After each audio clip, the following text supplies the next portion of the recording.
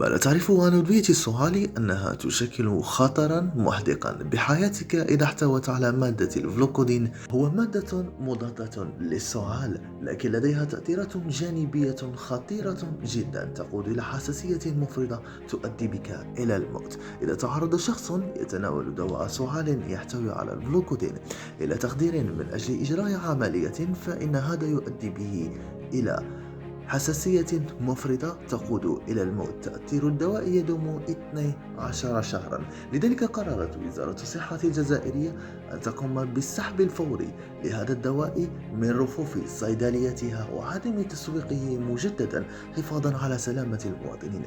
لذلك دائما ننصح وبشدة إلى الرجوع إلى الأدوية المنزلية. ليمون وعسل أفضل من الفلوكودين.